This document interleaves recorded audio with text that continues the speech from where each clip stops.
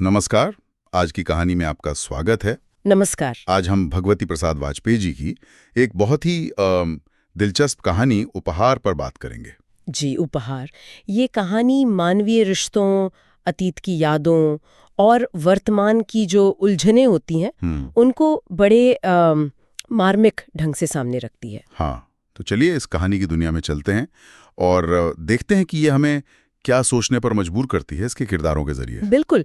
कहानी शुरू होती है एक बहुत ही आम से घरेलू सीन से। विमला है, उसने खाना परोस दिया है, इंतजार कर रही है, और कमल, उसके पति, वो अपने लिखने पढ़ने में व्यस्त हैं। और यहीं से मतलब एक तनाव की शुरुआत दिखती है ना। हाँ, विमला की जो झुंझुलाहट है वो सिर्फ इंतजार की नहीं है।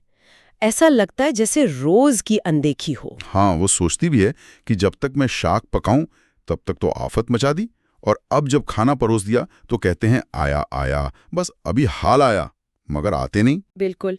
ये छोटी छोटी बातें दिखाती हैं कि कैसे अक्सर जो घर के काम होते हैं या जो उन्हें कर रहा है उनको उतना महत्व नहीं मिलता। सही कहा। और फिर कमल का वो सुझाव कि महराजिन रख लो, और विमला का मना करना। हाँ, ये सिर्फ खाना बनाने की बात नहीं लगती। नहीं, शायद ये विमला के अंदर जो एक असंतोष है या अपनी जगह बनाने की कोशिश है वो दिखाता है। वो कमल को बुलाना भी बंद कर देती है, एक तरह का मौन विरोध। और तभी सीन बदलता है। कमल आता है। हाँ, और कहता है कि कुछ मेहमान आ गए हैं, दूर से आए हैं, देर लगेगी, तुम खाना खा लो। हाँ, और विमला का जवाब देखिए। वो कहती है, किंतु क्या 10-5 मिनट के लिए उन्हें रोक नहीं सकते? तुम्हारी असुविधा का क्या उन्हें कुछ भी ख्याल ना होगा? ये सिर्फ अपनी भूख की बात नहीं है ना, ये शायद कमल की प्राथमिकताओं पर सवाल है। बिल्कुल। वो पूछ रही है कि क्या उसकी जरूरतों का कोई ख्याल नहीं? कमल को शायद एक पल के लिए लगता भी है। हाँ, कुछ एहसास होता है शायद। लेकिन वो जैसे ही बाहर जाता है, नजारा कुछ और है। मेहमान असल में उसका पुराना दोस्त है, राधाकांत। अच्छा, डेपुटेशन के साथ आया है और कमल एकदम खुश हो जाता है, विमला की परेशानी जैसे भूल ही गया। और राधाकांत मजाक करता है, अकेले ही अकेले भोजन कर लोगे। और कमल उसी गंभीरता से ले लेता है, खाने पर बुला लेता है। और यहाँ कहानी एक अहम मोड़ लेती है, क्योंकि राधाकांत हिचकिचाता है। हाँ, वो कहता है दूसरी आत्मा को जो आकस्मिक कष्ट होगा उसे मैं कैसे सहन करूंगा। ये बड़ी दिलचस्प बात है। कमल भी हैरान होता है कि ये तो कॉलेज में बड़ा चंचल था, अब इतना संकोची कैसे हो गया। हाँ, ये बदलाव क्यों आया, ये कहानी हमें बाद में बताती है, या कम से कम संकेत देती है। पर कमल नहीं मानता, वो जोर देता है और अंदर विमला को बताने आता है। और जिस तरह वो बताता है वो भी देखने लायक है। बड़े जबरदस्त आदमी है, मुझे इनका क्लास फेलो रहने का गौरव प्राप्त हो चुका है। हाँ, जैसे विमला की नाराजगी कम करने की कोशिश हो, दोस्त की अहमियत जताकर। बिल्कुल। और विमला की प्रतिक्रिया, वो स्थिति को संभालती है, मेहमान को देखती है, अपनी साड़ी ठीक करती है, थालियों से खाना थोड़ा कम करती है, सोचती है घर की बनी चीजें निकाल लूं, बाजार से मंगाना ठीक नहीं। हाँ, गृहस्थी की मर्यादा का सवाल। और फिर वो औपचारिक सा आइए, मतलब वो मेहमान नवाजी तो कर रही है, पर क्या दिल से? शायद नहीं। ये बाहरी दिखावा और अंदर की सच्चाई का पहला बड़ा संकेत है, जैसा आपने कहा। फिर खाना शुरू होता है। कमल और राधे बैठते हैं। कमल बात शुरू करता है। राधे तारीफ करता है कमल की कि बड़े आदमी हो गए, पर बदले नहीं, सरल हो। हाँ, पर वो बीच बीच में विमला को भी देख रहा है। ये नजरें क्या कह रही हैं? क्या ये सिर्फ फॉर्मेलिटी है या कोई पुरानी कहानी है नजरों के पीछे? और यहीं पर वो प्रकृति वाली बात छिड़ती है। हाँ, कमल कहता है कि समय और हालात व्यवहार बदल सकते हैं, पर इंसान की जो नैसर्गिक प्रकृति है वो नहीं बदलती। हमारी नैसर्गिक प्रकृति पर उनका अनुशासन कभी चल नहीं सकता। ये फलसफा जैसा लगता है, पर शायद कहानी के लिए जरूरी है। बिल्कुल। ये विमला और राधाकांत के अतीत से जुड़ सकता है। और राधे का जवाब, वो बस मुस्कुरा देता है। हाँ, एक रहस्यमयी मुस्कान। कमल भी समझ जाता है कि मतभेद अभी भी है। तभी विमला मिठाइयाँ और नमकीन लेकर आती है जी। और राधे एक बहुत महत्वपूर्ण बात कहता है। जी, वो कहता है, तुम्हारे गार्हस्थ्य जीवन के इस सफल स्वरूप के लिए मैं तुम्हें बधाई देता हूँ कमलेश। ये बधाई ये किसके लिए है? सिर्फ कमल के लिए या विमला के लिए भी? कमल तो हंसकर विमला से कहता भी है, सुनती हो विमला, राधे तुम्हें बधाई दे रहा है। पर विमला फिर से चुप। वो कढ़ाई में सब्जी देखने लग जाती है। ये चुप्पी बहुत कुछ कहती है। क्या वो इस सफल स्वरूप से सहमत नहीं है? क्या ये बधाई उसे चुभ रही है? और शायद इसी चुप्पी को देखकर राधे वापस प्रकृति वाले मुद्दे पर आता है, और जो कहता है वो शायद कहानी का सार है। हाँ, वो कहता है, प्रकाश सदा प्रकाश ही रहता है। ये बात दूसरी है कि कोई प्रकाश दिन का हो, कोई निशा का, किंतु जो प्रकाश रजनी के अंतर से फटा हुआ है वो अंधकार क्यों है, जो समाज की नजर में मतलब रात के अंधेरे जैसे हैं। जिन्हें छुपाना पड़ता है। हाँ, वो भी असल में प्रकाश ही है, उन्हें अंधकार क्यों कहा जाए। और इन शब्दों का विमला पर गहरा असर होता है। लिखा है कि उसकी छाती का भूकंप शांत हो गया, जैसे कोई पुराना बोझ उतर गया हो। उसे राधे का चेहरा तेजोमय लगने लगता है। ऐसा क्यों? क्या राधे के शब्दों ने उसके किसी अनकहे दर्द को या अतीत को एक तरह से मान्यता दे दी? लगता तो यही है। खैर, खाना खत्म होता है, मेहमान चले जाते हैं। लेकिन कहानी का असली ड्रामा अब शुरू होता है, रात के सन्नाटे में। कमल सो रहा है पर विमला जाग रही है और अतीत के दरवाजे खुल रहे हैं। उसे वो पुरानी बात याद आती है जब उसने राधाकांत को, जिसे वो भैया कहती थी, टोका था, तुम्हारी ये आदत अच्छी नहीं है। किस आदत की बात हो रही थी? कहानी साफ नहीं बताती। अंदाजा यही लगता है कि ये राधाकांत का विमला को देखने का तरीका था। शायद उसकी नजरों में कुछ ऐसा था जो विमला को असहज करता था। वो मोहल्ले के नाते बहन थी, पर शायद राधाकांत की भावनाएं कुछ और थीं। हाँ, और इसी टोका टाकी के बाद राधाकांत उदास हो जाता है।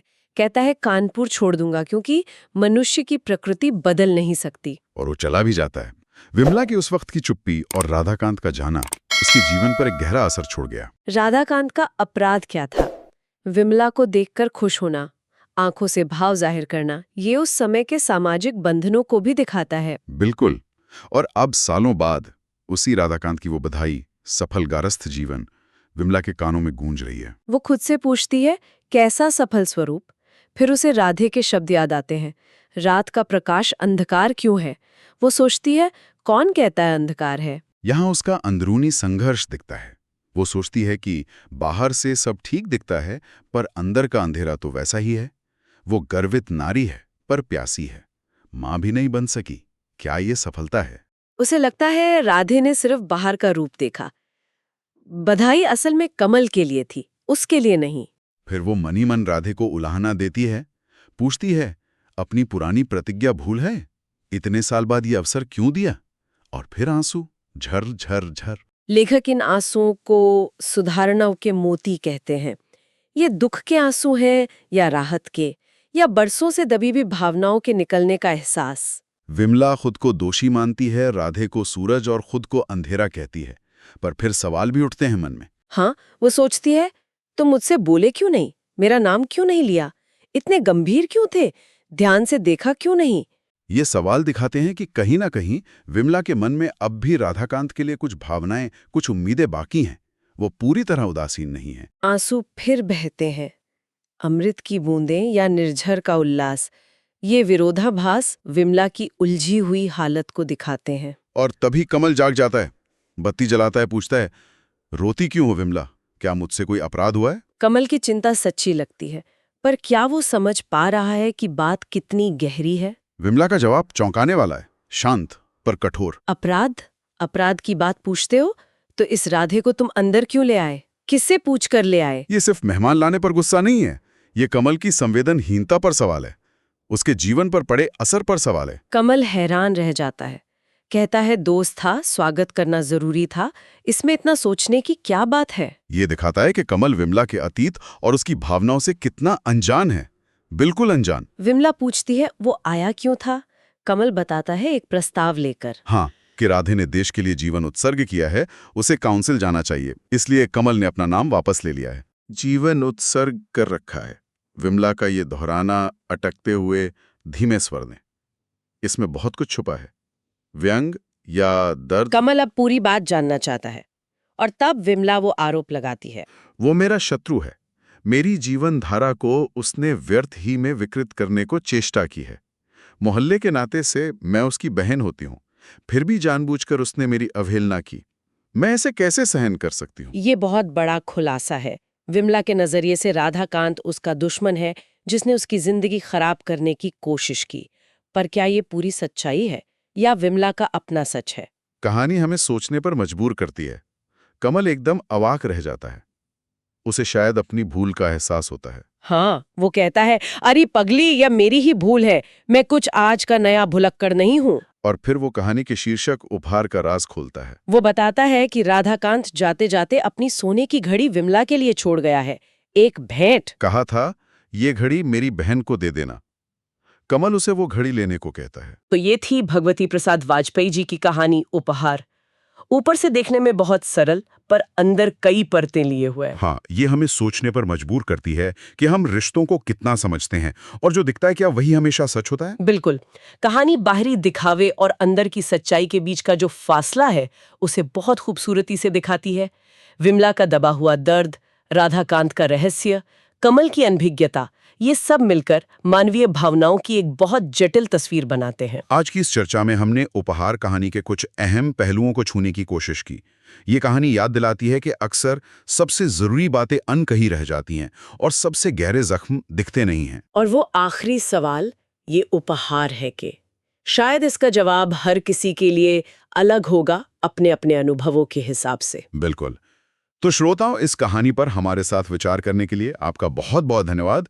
उम्मीद है आपको ये चर्चा पसंद आई होगी। जी हाँ, धन्यवाद। अगर आपको ये कहानी और हमारी चर्चा अच्छी लगी हो तो कृपया आज की कहानी चैनल को लाइक करें, शेयर करें और सब्सक्राइब जरूर करें। और हाँ, वो जो घंटी का आइकॉन है उसे दबाना ना भूलें, ताकि जब भी कोई नई कहानी आए आपको तुरंत पता चल जाए। हम जल्दी एक और कहानी और उसके विश्लेषण के साथ फिर मिलेंगे। तब तक के लिए नमस्कार। नमस्कार।